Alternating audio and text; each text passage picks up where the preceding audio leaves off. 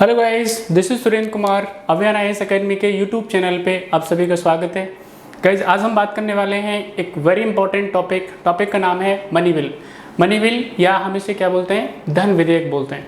तो धन विधेयक है क्या, इसके बारे में गाइस हम बात करेंगे। धन विधेयक के बारे में राष्ट्रपति के पास क्या शक्तियाँ होती हैं, लोकसभा स्पीकर का क्या रोल रहता है, धन विधेयक की प्रक्रिया क्या होती है, इसके साथ फाइनेंस बिल और जो मनी बिल है इसमें क्या डिफरेंस है, सारी चीज़ों के बारे में गाइज हम इस वीडियो में बात करेंगे। तो चलिए शुरू करते हैं one by one. Guys, Bharat के संविधान में एक आर्टिकल है, आर्टिकल का नाम है 110, यानी आर्टिकल 110 जो है कॉन्स्टिट्यूशन ऑफ इंडिया में मेंशन है, जिसमें मनी बिल की डेफिनेशन दी हुई है, यानी धन विधेयक की परिभाषा इसके अंदर दी हुई है। तो किसे धन विधेयक कहेंगे, इसके बारे में उपबंध है गाइस। तो यदि सरकार क्या करती है, कोई टैक्स इम्पोज करती है, किसी टैक्स को हटाती है, किसी टैक्स की रेट में कोई कमी करती है, उसको अल्टर करती है या उसको बढ़ाती है, तो इसे क्या बोला जाएगा, मनी बिल बोला जाएगा। धन विधेयक का ये क्या होगा, हिस्सा होगा गाइस। इसके अलावा कंसोलिडेटेड फंड ऑफ इंडिया में पैसा डालना, कंटिजेंसी फंड ऑफ इंडिया में पैसा डालना या इसमें से पैसा निकालना, ये भी क्या होगा, मनी बिल का पार्ट होगा, ये मनी बिल का भाग होगा। इसके अलावा अगर गाइस बात करें हम लोग, तो भारत सरकार की जितने भी देनदारियां हैं, यानी जितने भी भारत सरकार बोरिंग करती है, तो वो सारा किसका पार्ट होगा, मनी बिल का। उनके ऊपर जो इंटरेस्ट पे किया जाता है वो भी किसका पार्ट होगा, मनी बिल का। इसके अलावा appropriation of money from the consolidated fund of India, यानी भारत की जो संचित निधि है उसमें से विनियोग करना, मनी का विनियोग करना, धन का विनियोग करना, वो भी क्या है, मनी बिल का पार्ट होगा।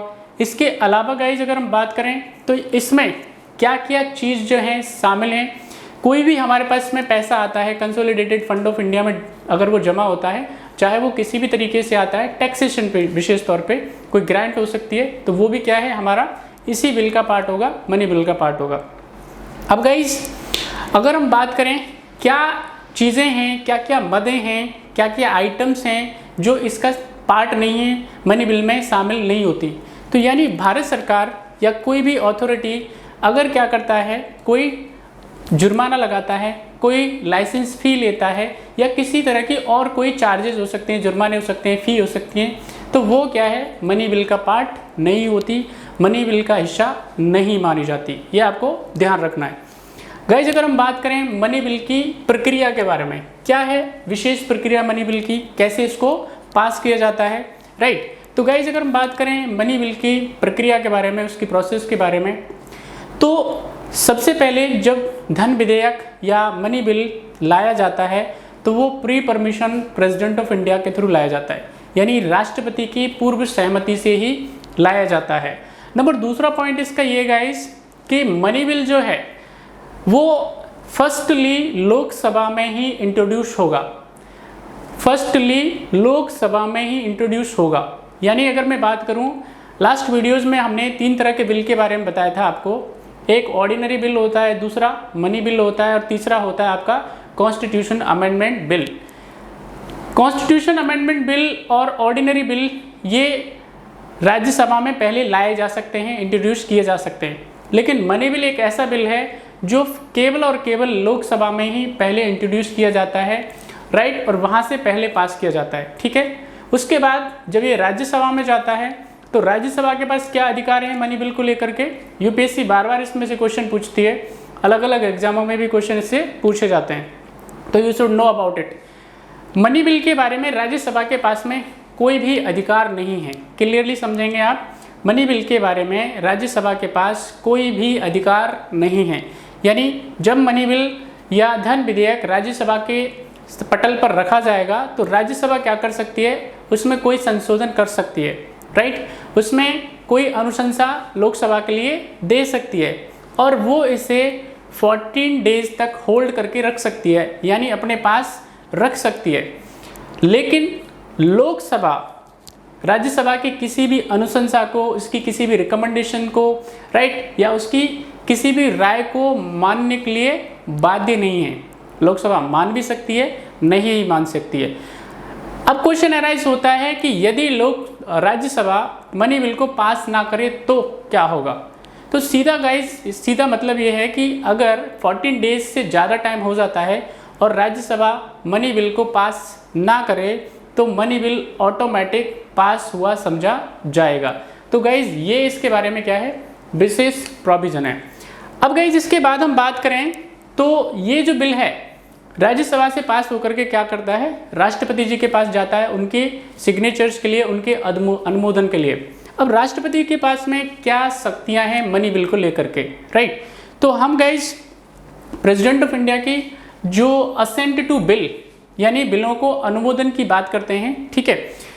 संविधान का जो आर्टिकल है आपके पास में 111 यहाँ पे असेंट टू बिल की बात की जाती है। तो राष्ट्रपति महोदय तीनों बिलों की अगर हम बात करें तो मनी बिल के बारे में उपबंध ये है, मनी बिल के बारे में राष्ट्रपति के पास ये पावर है कि वो या तो इस बिल को अपनी परमिशन दे सकते हैं यानी अपनी साइन कर सकते हैं या अपनी परमिशन देने से मना कर सकते हैं।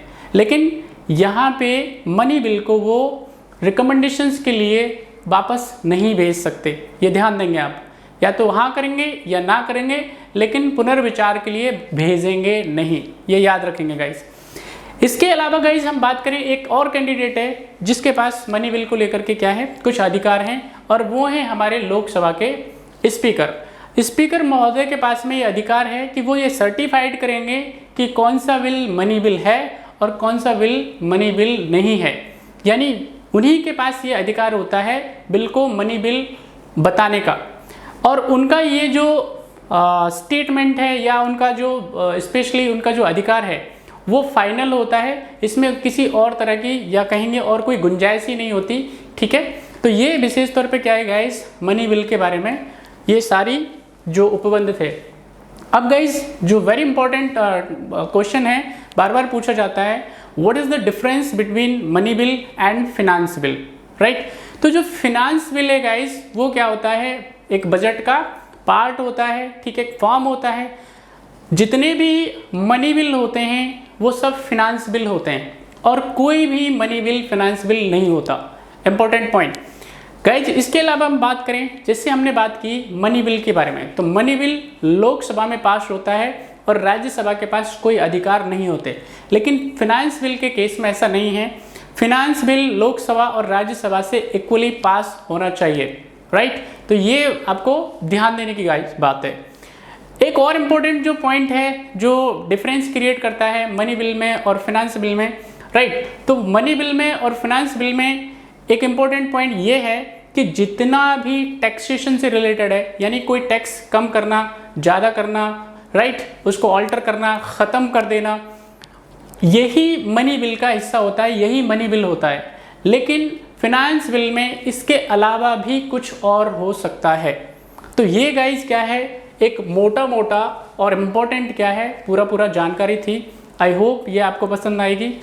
आपको कोई भी प्रॉब्लम होती है, कोई भी क्वेरी होती है, आप मेरे से कमेंट बॉक्स में कमेंट करके पूछ सकते हैं। मेरा आपसे क्वेश्चन रहेगा, आपको मनी बिल और फिनांस बिल में क्या डिफरेंस है ये मुझे 50 वर्ड्स में बताना है, राइट? बाकी अपना ध्यान रखिए, अगले वीडियो में मिलते हैं, तब तक राइट अच्छे से पढ़ते रहिए। Thank you so much.